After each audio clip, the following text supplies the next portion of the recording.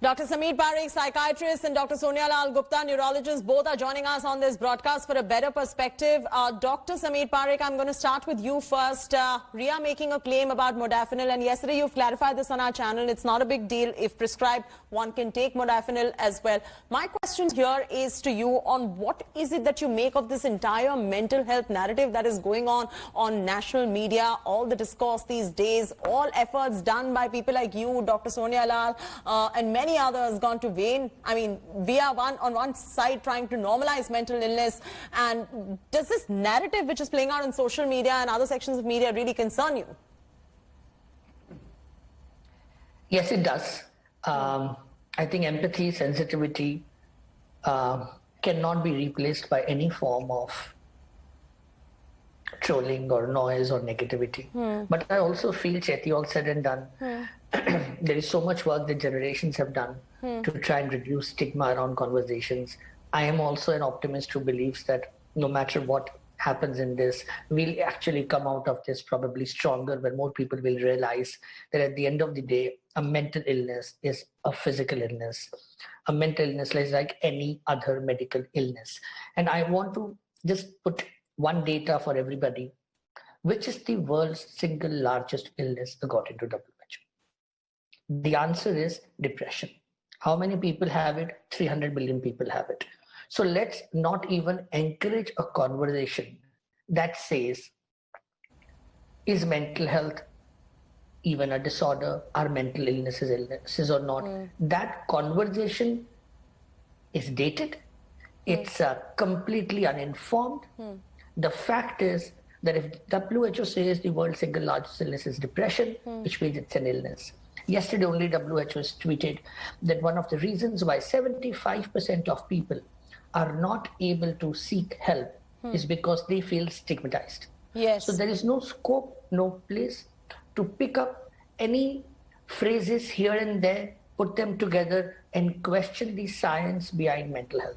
My biggest apprehension today, Dr. Parekh, here is that when people get diagnosed of any kind of a mental illness these days, and especially with what is going on today, aren't they going to feel scared of being with partners who have some sort of mental illness? And, you know, depression is so common in this country. So where does this lead us? Where does this leave us? No, it's a fair point.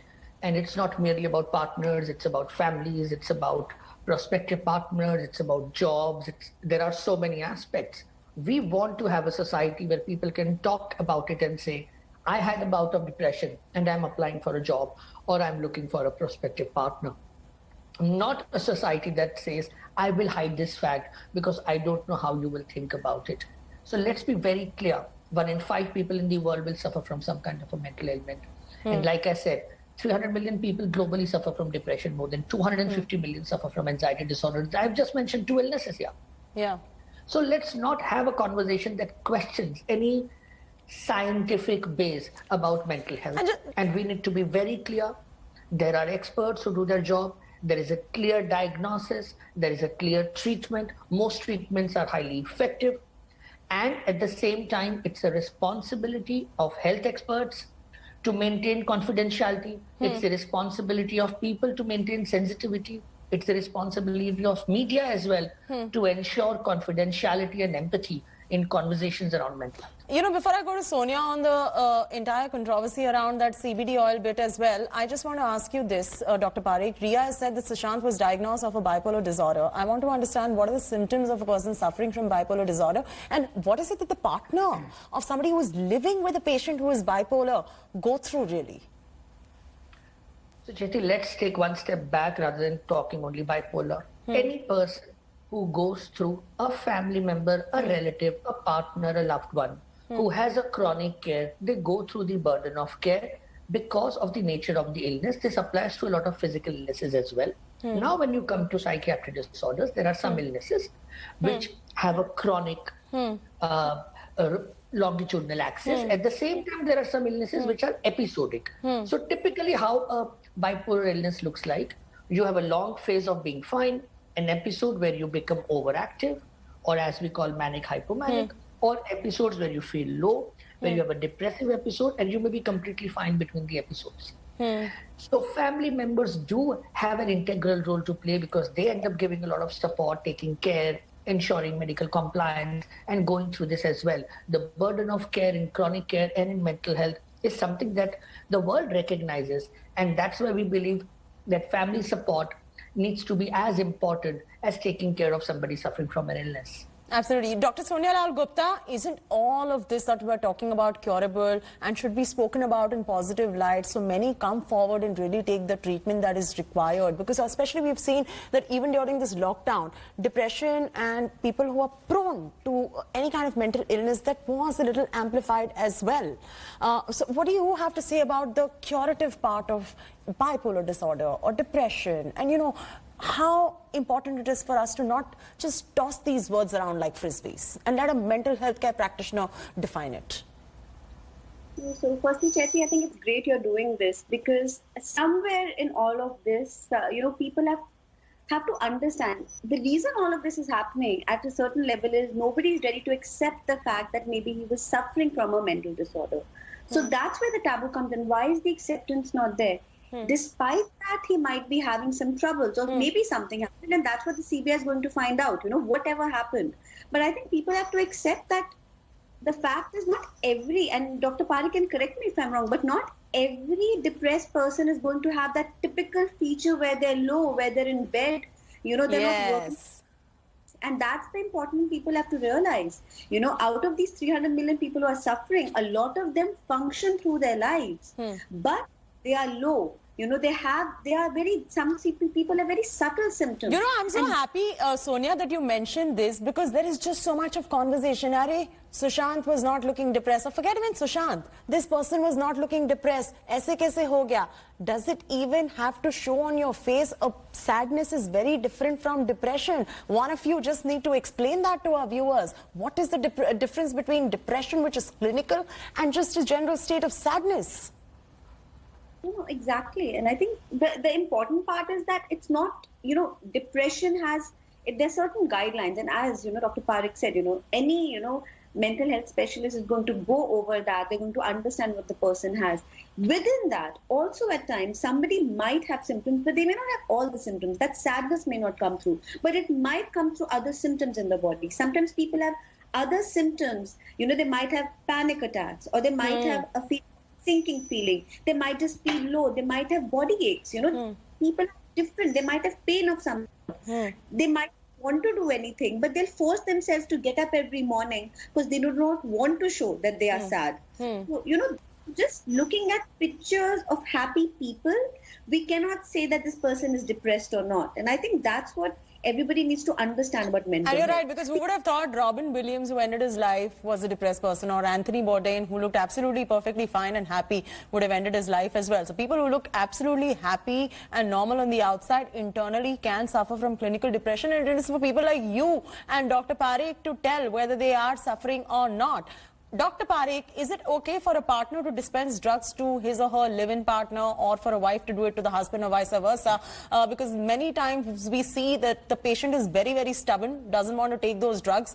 But the legality of this, and what would you advise on this? See, families have a role to play in supporting the medical treatment or the care and the counseling process and compliance.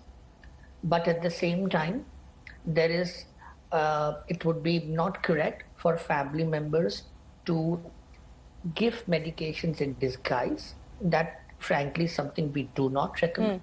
For people who may not have the insight, there are obviously acute medical care centers available where you might need to do that. Otherwise, yes, it's one thing that I have a relative and I remind my relative that, listen, it's your time for med. It's your time to go to the doctor. That's all fine. But it doesn't mean that I and doctor are talking and my the patient here doesn't know, and I end up prescribing something or talking to the doctor and giving it to the patient. That doesn't work. And one more thing before we move on to the CBD aspect of it, because that's a very important part that we picked up on that interview that Riya Chakraborty did with my colleague Rajdeep Sardesai as well. Dr. Parikh, there are certain people who look absolutely happy. They live an absolutely normal life. They go to work like every normal person, but they can be sufferers of clinical depression, and that's something that is absolutely curable. And do you feel that people have any kind of locus standi, whether it is friends or family, to say, oh, this person is depressed and this person is not because he looks happy or he looks sad? Can we allow physicians and qualified practitioners like you to continue to do their job and give the diagnosis? What is going wrong with this whole narrative here? I hope so. I hope so that the experts do the experts' job. It's like you looking at somebody and saying that I don't think you have a cardiac problem, but just because of the way you can walk the stairs up and down, but you might well have one and you might need a cardiologist to tell you that. Very similarly, the digital world, the pictures, the images, the portrayal of our own self that we do around us may not necessarily be how we are feeling internally. And like what Dr. Sonia as well said, depression doesn't mean that you will look at somebody and you will realize this person's happy. At the same time, most people who take treatment continue to go ahead with their normal lives while their treatment is happening. It's not that life comes to a standstill and treatment's happening. These are all myths. Most people who go for treatment for depression continue to lead their lives whilst they're taking treatment as well. And nobody can fleetingly meet a person and say that this person is or not having any medical issue like a mental health illness. There are standardized, clear-cut, well-defined diagnoses available which are followed worldwide. Yes. Nobody's personal discretion and feelings actually matter here because it's a science which has to be followed in a very scientific, evidence-based manner. I'm going to come to Dr. Sonia. Sonia, in Indian society, we have seen many flying statements like, "Arey, iske paas to itne paise, ye kaise depress hoga? Ye to itna successful hai, isko to depression ho hi nahi sakta." What do you have to say about these kind of statements that are floating around? Because honestly speaking, who is anybody accepting the doctor to say whether the person suffers from clinical depression or not? And just like the way y'all were explaining, whether you're happy at one point or sad at one point is no yardstick to even come to a conclusion like that. Absolutely. And I think the first and foremost we have to understand, depression or any kind of mental health. So people accept somebody has diabetes very easily. They accept hypertension, high blood pressure very easily. But those are also chemical imbalances, in the body. People have problem with insulin. That's why they get diabetes. Same way, there's a problem with your neurochemicals in the brain. There's a problem in the balance, and that's where mental health, disorders come in. So we cannot define people with just the fact that they have money. So these are all, somewhere again, that taboo is there that, people just assume that, money gives you happiness, or, if money gave happiness, then, the number of people that have committed suicide, if you see, it is actually, I think sometimes you see it more even in, the people who might have a lot of money because they might be sad for a reason. And we've seen these instances. We've seen these instances far too many to not jump to these kind of conclusions and allow medical healthcare practitioners to continue doing their job and not make flying statements, not really toss the word depression and, many other words like a frisbee.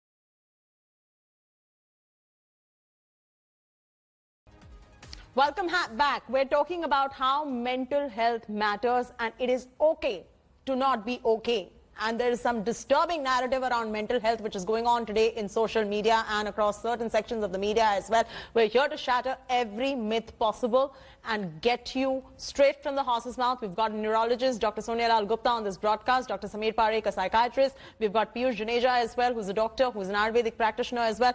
First up, let's go straight across to Dr. Piyush Juneja, who is somebody who actually prescribes this full spectrum oil as well that we're talking about. In that conversation that Riya Chakraborty had with my colleague Rajdeep Sardesai as well, there was a lot of mention of CBD oil. Now, to Dr. Piyush, how is it and please tell us the legality of this, and correct me if I'm wrong, full spectrum oil from cannabis leaves is legal, am I right or wrong? And pure CBD oil is illegal, made from the bud and the flower is illegal, and to add to this, y'all call it Vijaya in your Ayurvedic practice, easily available, y'all prescribe it and has a whole host of medical and therapeutic benefits as well. Isn't it, Dr. Piyush? Yes, so first of all, I appreciate your channel, and you have been talking on this aspect. So let me clarify to all the viewers today. CBD oil is 100% legal as far as Indian regulations are concerned. And as we have discussed already on this channel, that full spectrum is definitely we are here and using as far as our patients are concerned. And yours Only at Boheco is called right Canna Leaf, right? Sorry? Yours at Boheco is called Canna Leaf. I can even go and buy it online if I have an Ayurvedic prescription from somebody like you, right? Yes. The only issue which I want to clarify, which I want to raise here is, see, on one side, you are absolutely right that prescription is required as far as Ayurveda practitioner is concerned. However, we have been seeing that the implementation of this regulation is not that much 100% stringent. So the government needs to awake now and needs to ensure that 100% implementation of this regulation should be done. No, Rather, my question is not like what the government should do and should not do. Today, can you write a prescription and give it to me if I am suffering from something and if I require to take this full spectrum oil with CBD as one of the cannabinoids? Can you give it to me and can I take it? And is that absolutely legal for me to do that if you give me a prescription and I go online to your Boheco site and take the Canna Leaf product as well? Absolutely. See, we are already helping several patients. As I also want to clarify, if somebody needs for their medical issue, medical problems, they can always use these CBD products under the supervision of a trained and registered Ayurveda practitioner. But people who are not having any medical issue and we need to diagnose and identify that, so those are not eligible. So those who are having any medical and health issue, Absolutely. they can get the medicine under the medical supervision and guidance. And the entire thing is legalized by Government of India. The CBD oil and the related products are being exhaustively researched from premier institutes, national institutes, Central Council of Research in Ayurveda and Siddha. So many national and international institutes have published hundreds of papers and research on various therapeutic effects of CBD oil and I'm the so related glad you products. mentioned that. I just want to put it out there that full spectrum oil from cannabis leaves is legal. Pure CBD oil is illegal. Made from bud and flower is illegal. So there is legality of this existing in India, and you heard it right there from the Ayurvedic practitioner as to how it is legal as well. Sonia Lal Gupta, Dr. Sonia Lal Gupta is conducting extensive research on CBD as well. She's a neurologist. Dr. Sonia Lal Gupta, in the US, it is widely available as well. Medical marijuana is actually a thing in the US. Legally, we have clarified this from Dr. Piyush that the full spectrum oil with CBD as one of the components as a cannabinoid is legal. What do you have to highlight about the therapeutic benefits of this? Let's shatter these myths as well today. Right. So I think when anybody hears the word, cannabis oil, they get worried. Oh my God, it's marijuana. But one has to understand that there are two components to it.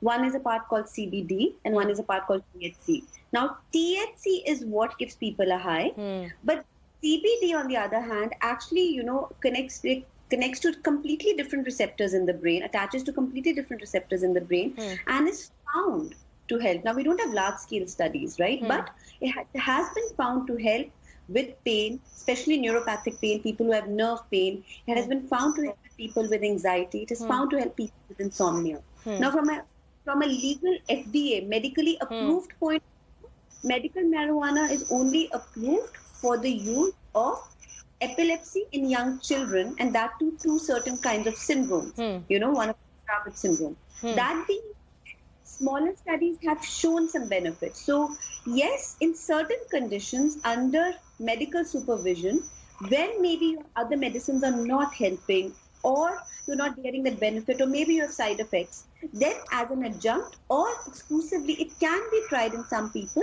for certain disorders. And I think more and research is underway extensively. And it is called Vijaya in Ayurveda, and you heard it from the Ayurvedic doctor right there that it can be prescribed in India, and that is the exact point we're trying to drive home because we're shattering myths here on the show as well. Dr. Sameer Parekh, I'm going to bring you in on this one. It is so wrong to paint a full spectrum oil with CBD as one of the cannabinoids in the same brush as an MDMA and ecstasy, which is actually a psychotropic drug, and the consumption of it will have very bad effects on somebody already battling mental illness. And you're somebody who has been, running this campaign for many years, and I know personally you've always said so, say no to drugs, period. There is no discussion beyond this. You've been very, very strong about this. How do you now explain this part? MDMA, cocaine and all those drugs are psychotropic in nature and one must say no to them. But at the same time, we've heard it from the doctors that this full spectrum oil therapeutically under prescription can be taken. Anything which can be prescribed by a doctor, although in this particular case, medical doctors are not prescribing it. There are no guidelines around it which allow us to prescribe. So that is kept aside. Besides a couple of examples that Dr. Sonia gave. When it comes to psychiatry, we are not prescribing it. There are no guidelines in India or overseas to prescribe. So that's keeping that aside. And other practitioners, what they do is based on what rules and regulations they have. And you're absolutely right, Chetty. There are way too many young people whom we lose to substance abuse. There is a very, very unfortunate glamorization associated with substance abuse, and the age of substance user is getting younger and younger, and that really concerns me, bothers me a lot. And there is only one way to deal with substances. We keep talking about it, and young people or anybody else always keep saying no for every substance of use, because the impact it has on our brain, on our body, on our life is so debilitating that if you become a user of a substance, the odds of your leading a healthy, normal life are virtually non-existent. And it's worse for somebody who is already even battling a mental health disorder. And I know, Dr. Parekh, you're somebody who says, I don't want to say anything before or after, but just say no to drugs. But having said that, we've clarified the myth about this particular product, which is a full spectrum oil with CBD as one of the cannabinoids, and how it is called Vijaya in Ayurveda. And Ayurvedic doctor right here said that they are prescribing as well, but say no to other psychotropic drugs, and that's the point we're trying to drive home. Now, there's another narrative here, Dr. Parekh. Innocent until proven guilty is the norm, and there is a lot of vilification of a certain woman, Riya Chakraborty, that is going on in the national narrative as well. Until the investigative agencies and courts decide that she's guilty, all this vilification that is coming in, can this really push someone over the edge, and how detrimental that could be to this person's mental health? Say, after the probe, one finds out that she's actually not guilty. It is a difficult question to answer, to be honest. I think we've been living for the past several years in an environment which is largely been defined by a lot of trolling, a lot of negativity that happens across the board, right? I think we've all become people who are swayed away with instant thoughts, instant emotions, instant reactions, and somewhere our empathy overall as a society has been going down, whether it is cyberbullying, bullying, trolling of any form. And I think that's something that needs to be seen. There is robust evidence that trolling and cyberbullying has a long-term impact on individuals who go through that. Having said that, I also believe that when there is an already existing investigation that happens, and it's not about this case, I'm saying this for forever, every time there is a case happening, we all need to respect the fact that there are people who are experts, who are going to investigate. Have patience. Have patience.